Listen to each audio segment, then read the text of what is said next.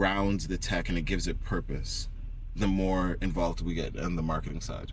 Yeah, that's very true. Yeah, You know? but that would 100%. It does, because the tech can just be Yeah.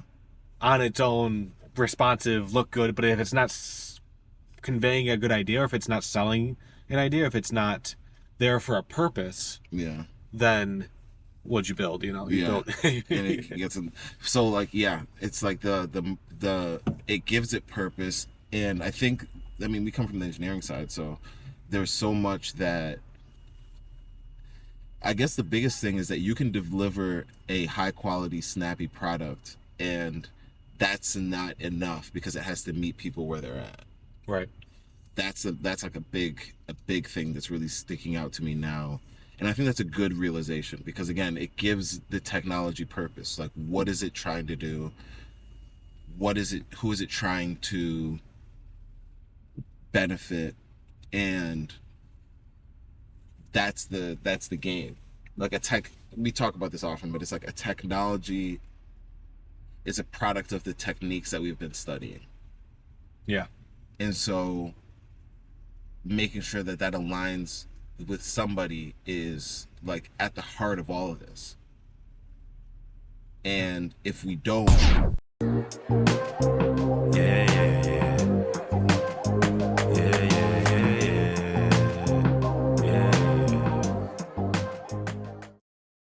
Then I can cut it any point.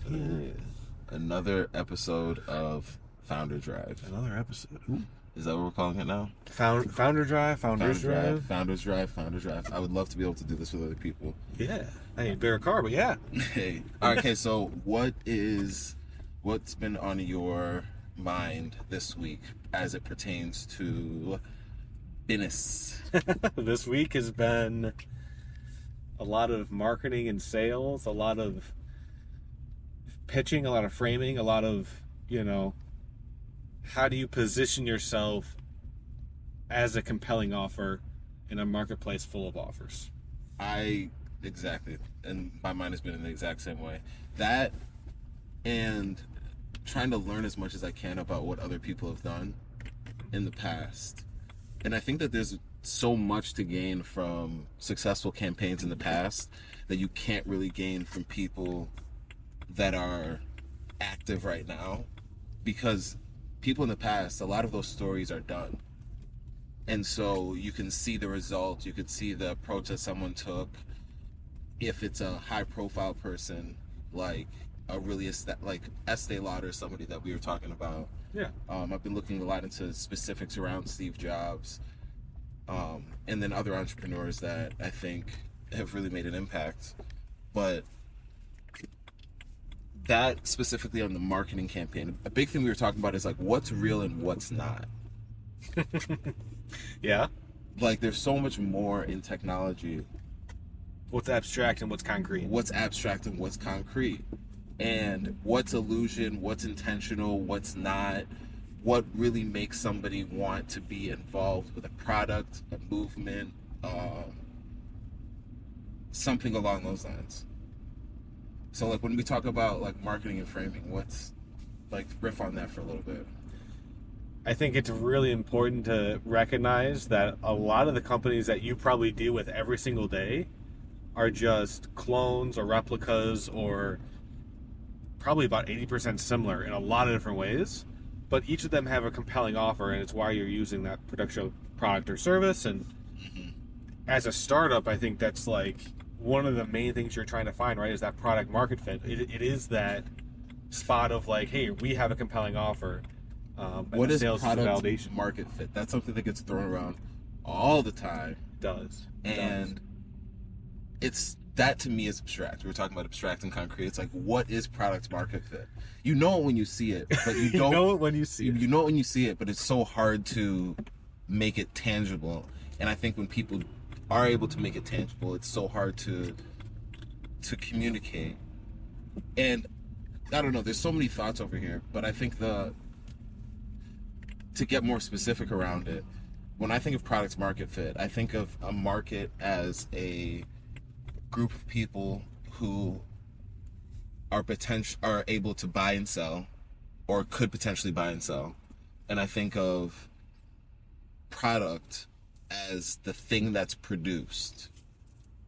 Okay. And the reason why I say that is because when I think of the thing that's produced, I'm like, okay, that means that it makes it more real to me and more tangible. It takes it away from it being like, oh, the product. It's like is it the app? It's like the thing that we are producing. There's more ownership, I guess, from my perspective when I think of product. Yeah, there's like a translation between the theoretical and like the actual feature set almost. Right. And so, like, with product market fit and this whole idea of framing, sales, and all that stuff, it's like there's so many terms and everybody has an opinion on this stuff. I feel like so much of it comes down to what are we going to focus on? Yeah. But I think with product market fit, it's an abstract term of saying like, okay, how are we going to make something that people want? And how do we present our thing in a way that makes people see the value that we see and also makes people want it. Yeah. It makes people receptive to what we're actually presenting. Because I don't really think you can trick somebody into wanting something that they don't want, but you can present something in a way where they see how it can benefit them and they're more willing to try and embrace it. It's also not sustainable, tricking somebody into doing something they don't want to do. Right. That's what 4 out of 5 people do today in their jobs, right? Yeah, exactly. You know, they just don't want to do it, and so they're not going to be very interested. And I guess you can sustain it for long enough, right, to make a living off of it. But you're going to feel burnt out. You're going to feel like you can't push, more and more and more when the people around you who are interested in that are going to just. And we've seen this time and time again, right, with people saying, "Hey, like." It's actually a business secret to be interested in what you're working on. I say that all the time. But I think that there's such a...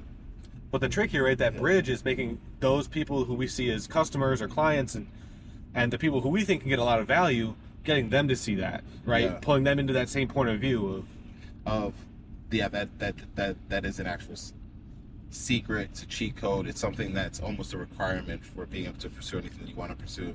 But I think going back to that's something that people don't really talk about. That's a fundamental ingredient, but then in my mind, I'm always like, what's next? Yeah. What comes after this thing that I've deemed to be passionate, but I don't know how to turn it into something that's going to earn a return or going to... A lot of people have that reservation around... Hey, I know I'm interested. I've seen all these other people do it. Yeah. I've seen all these other content creators, young people make money. Yeah. What now? How am I interesting? Or I have a couple of ideas, but I don't know if I can make a career off of it. Yeah. I think that's really where the stuff like our product makes a lot of sense for people. Mm-hmm. And it's just, how do you get that point of view across? How do you get that point of view across? Oh, they got the Chick-fil-A people out today. All right. Chick-fil-A killing it right now. Howdy. Today, sir? Good. How are you? I'm doing pretty good. Can I get so we have the... Oh, so yeah, but I think a big part of it is like when you find out the presentation thing, to me it goes deeper, and this is the reason why I think it's important to be passionate about what you're doing. Yeah. Is that when you have passion, you're more willing to look beyond the initial thing that you're trying to do and look for deeper reasons why things are the way they are. So, for instance, if I say I want to embark on this journey and I want to go and pursue my passion, and then I try it and it doesn't work the way I expected it to, I'm more apt to say, why didn't it work the way I expected it to? Yeah. And then take that next step. Oh, maybe it was Instead because... of clocking out at 5. Exactly. And being like, I don't have to think about this. It's like, oh, okay, well, why is... Like, do I need to communicate this a little bit differently? Do I need to position this a little bit differently? And by positioning, I mean, who is it for and what does it do? Who is it for and what does it do? Who is this product for and what does it do? And the way that it's said can have a huge effect on who receives that idea. Yeah. And so... The audience, yeah. Yeah, exactly. And so that's like where that whole passion thing fits in. And I think that's where we are right now, where we're like, okay... we've been able to resonate with some people, but we want to find a better fit for people that are that we think we can help. And so how do we communicate what we're doing to that in a clearer way where the images that we're seeing in our head can be placed in somebody else's head, and then they can like understand what we're doing and eventually like benefit from the stuff that we're putting out. Yeah, see that same value and then benefit from it, because I've already gotten a lot of benefit from it, even from these conversations. Yeah. Like you guys probably saw at the start there, but Yeah. it's and that's the journey of a startup. Yeah. That's the journey, right? Yeah. So, all right. So one thing that when you think about the whole, like you said, framing, some of the marketing, how do you think that affects the tech that we are building and developing? That's a good question. In my head, a lot of the times they're separate, because no matter what the ideas that we're trying to convey, you want the tech to be snappy. Mm-hmm. You want it to be responsive. You want it to look good in a mobile view, a web view.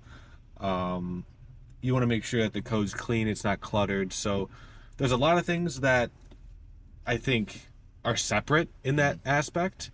The things that are probably more similar or that are depending on the vision is going to be, I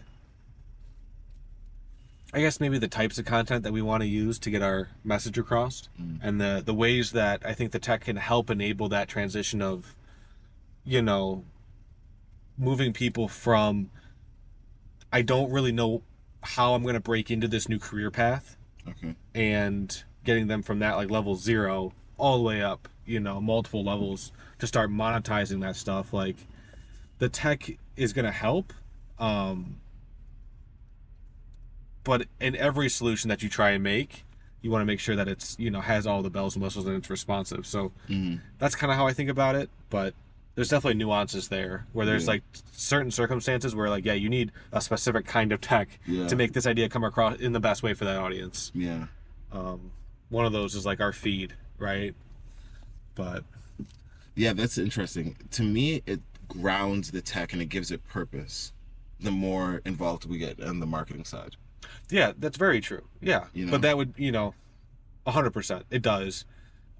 Because the tech can just be on its own, responsive, look good. But if it's not conveying a good idea, or if it's not selling an idea, if it's not there for a purpose, then what'd you build? You built. And it gets so like, it's like the it gives it purpose. And I think, we come from the engineering side, so there's so much that I guess the biggest thing is that you can deliver a high quality, snappy product, and that's not enough because it has to meet people where they're at. Right. That's like a big thing that's really sticking out to me now.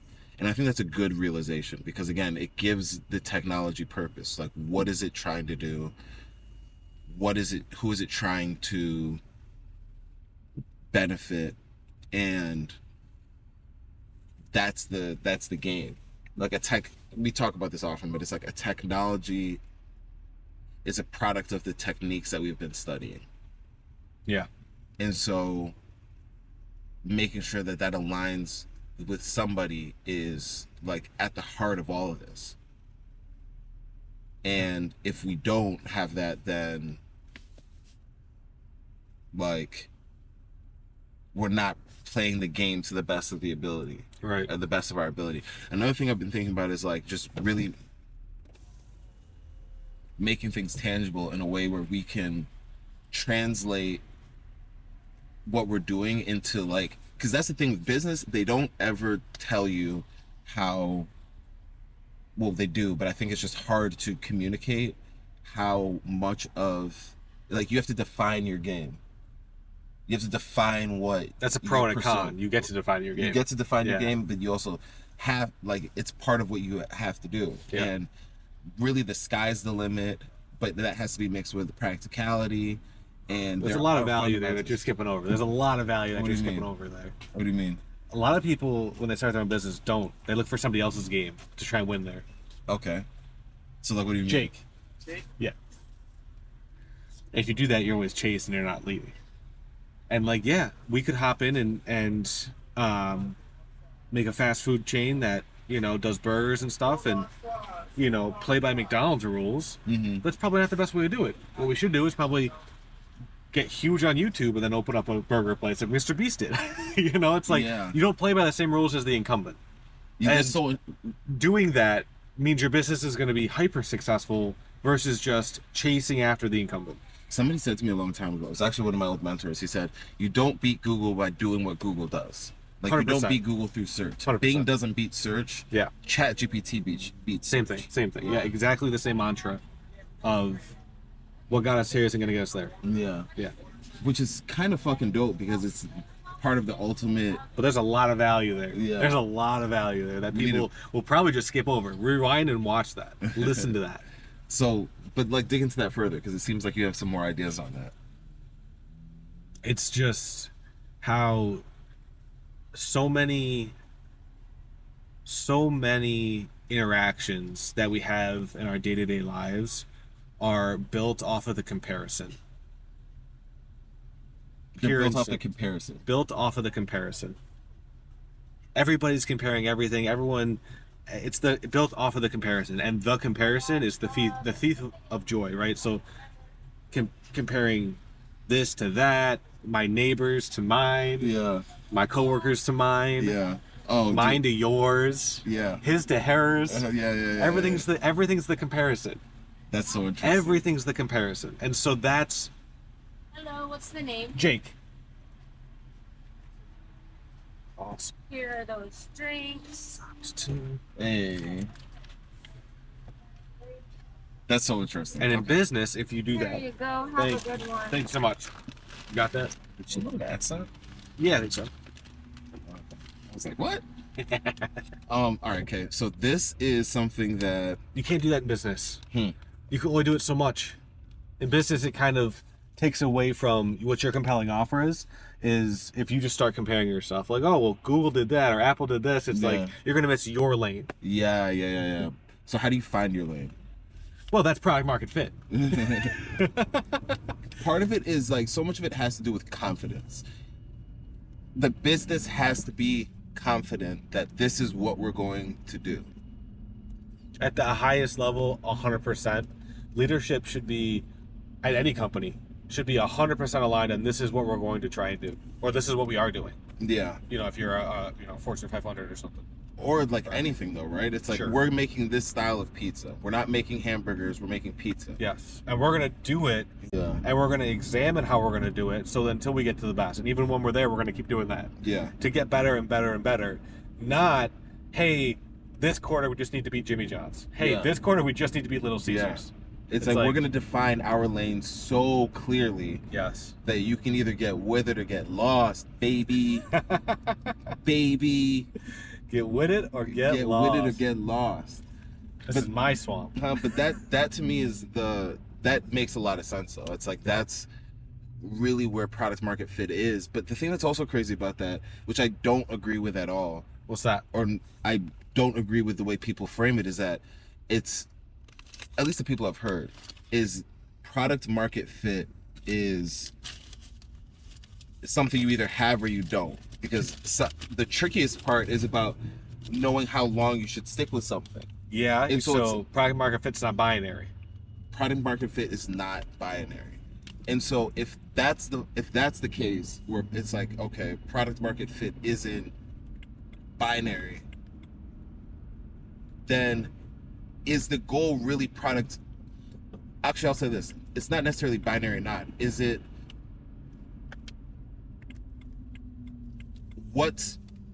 if I'm thinking about it in terms of priorities? Yeah.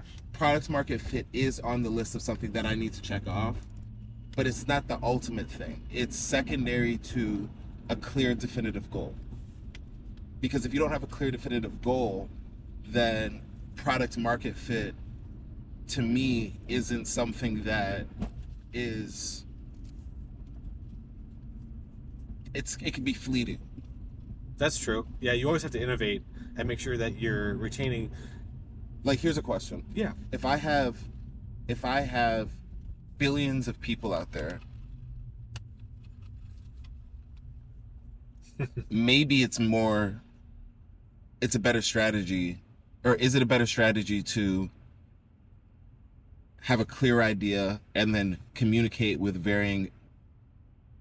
different people and then adjust based off of that, or only ask what the person wants and then adapt to what that person wants? So saying it another way is, do I come up with my idea and then rotate around that idea based off of the feedback, or do I go and solicit and see what people want and then only respond to that? I mean, that's tough because I don't think it's binary there. I don't think you should do one or the other blindly, obviously.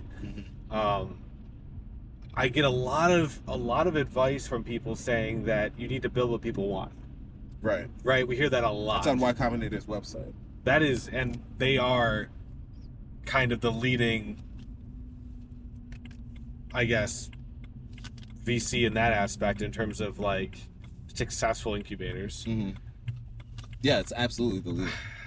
I think some of those companies wouldn't be as successful as they are today if they didn't follow some of the same advice that YC gives. And that being one of them, of like just building people want. Some of those founders had a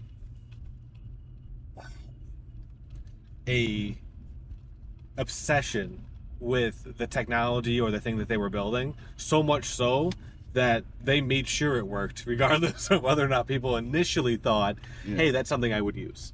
And so they got people to want what they built. That's a good way to say that, right? Is that, something about the situation happened where the people ended up wanting what they had after a certain amount of time. And if they would have given up after they got that first feedback, they would never see the kind of success they're at today. So. That's a fact. And so I think it has a good intention, but coming down to it, I think that it's more important to have a clear, definitive thing that you can deliver than it is to and then secondary, it's then, okay, see if people want this thing and adjust. Okay. And so I think that it's important to build what people want, but you have to have a clear thing first, so that way you know, okay, you can always ask yourself, am I willing to pivot off of this? Am I willing to adjust? Very clearly, who am I building for and why am I building? Yeah, exactly. Like, so you position it and then you say, okay, am I in a good position? And then if you're not, based off of the feedback, then you reposition it. And like, the thing I've really learned from copywriting, to kind of bring this full circle, is a lot of, and as we're doing this more, is those people will test a whole bunch of different ways to frame what they're putting out there. They take a soap bar and they'll be like, it floats. They'll take a toothpaste and they position it as, oh, this is something that can make your smile brighter, or this is something that can fight tooth decay. Right. It's like both will appeal to different people. What appeals more? And so it's the same product in that regard. I think in software, we're both blessed and cursed that we can iterate so fast and put out different things. We almost take that for granted. There's no way to a fuck up. You know, like, it's like, if you fuck up, it's like, it's almost like ephemeral. Like, that shit is just fucking, it's on to the next thing. You gotta not double down on it, right? You gotta not double down. You gotta not roach out. You gotta double down and apologize and move on sometimes. Right? Yeah. And I think I think that's why today, when people double down on shit, it's an attractive quality, because nobody doubles down. Everybody just like goes with the wind and changes right now. But I mean, there's some times when you're very clearly proven wrong, and you need to apologize. Say, hey, there's other people that know more than me, and that's a case where I took an L and can move on. But there are some cases where you should stand your ground and say, no, like, you just did what I'm doing. And you just want to. In those moments though, when it's like, stand your ground, it's like, okay, well, when you do that and you're right, then it's all the better, because just because you're right, just because we're right, just because anybody's right, doesn't mean that people are just going to accept you being right. They might not understand, and they might have their own preconceived ideas, and they might be like, well, I think that you're wrong. And then, like, okay, doesn't mean that you should just stop. or you Right. should just like not. So that's why I think it's like so clear to have a clear, definitive goal, because then, or product or position, a clear definitive position, because when you have a clear definitive position, then you can ask those questions. Okay, do I want to change my position? Yeah, that's really the how. Right. Putting the why before the how, Yeah, which I think is super important, yeah. especially for really for any kind of business, any scale, The why- startup all the way to The why Full and the scale. what. the why and the what, Yeah, and then you can figure out your how. yeah. So, cool.